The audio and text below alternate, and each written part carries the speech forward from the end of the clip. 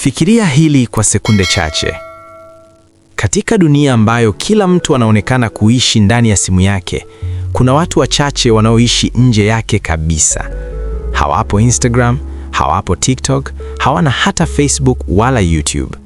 Huwezi kuwafuatilia, huwezi kuona wanakula nini, wanaenda wapi au wanafikiria nini. Swali ni, je, ni watu wa aina gani hawa? Na wanajua nini ambacho wengi wetu hatujui? Leo tunaenda kuchambua saikolojia ya watu wasiotumia mitandao ya kijamii, na huenda mwisho wa video hii ukabadili kabisa mtazamo wako.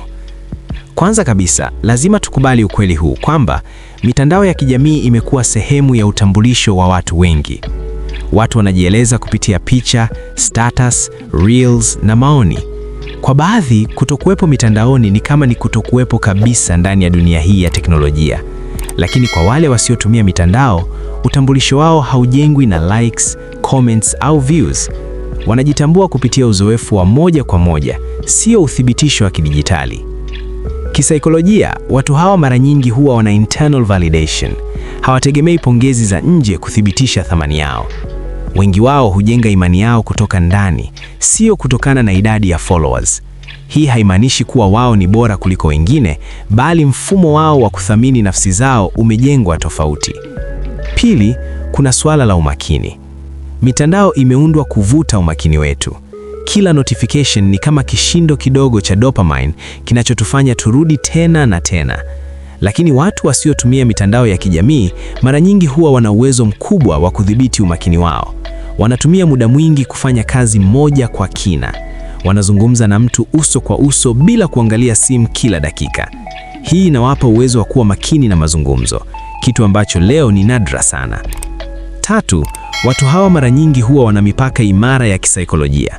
Wanachagua nini kiingie kwenye akili zao. Hawaruhusu kila trend, kila drama au kila maoni ya watu kuathiri hisia zao.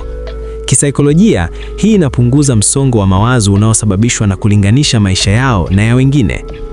Kumbuka, mitandao ya kijamii huonyesha matokeo na sio mchakato. Inaonyesha furaha na sio mapambano. Inaonyesha ushindi na sio kushindwa. Na akili ya mwanadamu ina tabia ya kulinganisha.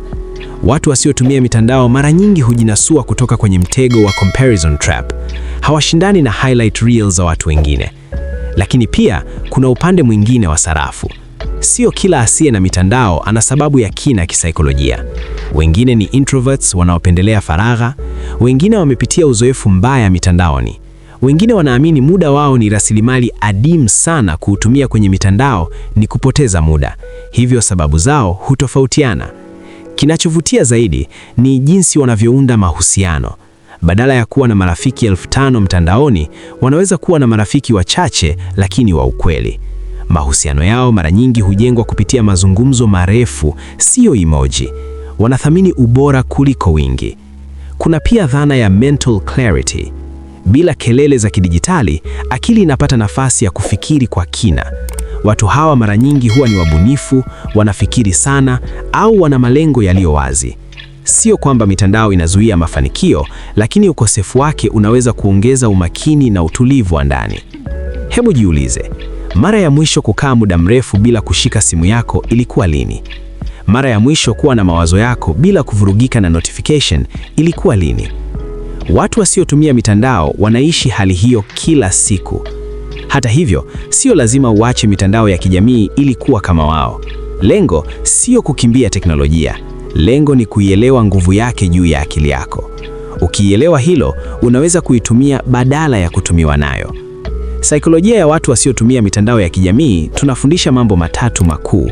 1, thamani yako haitegemei mwonekano wa mtandaoni. 2, umakini ni rasilimali muhimu kuliko muda.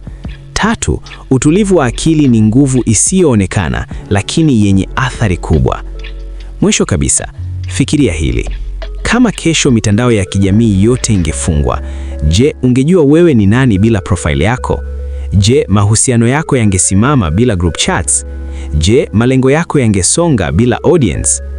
Watu wasiotumia mitandao tayari wana majibu ya maswali haya. Na labda somo kubwa sio kuacha mitandao, bali kujifunza kuishi hata kama haipo.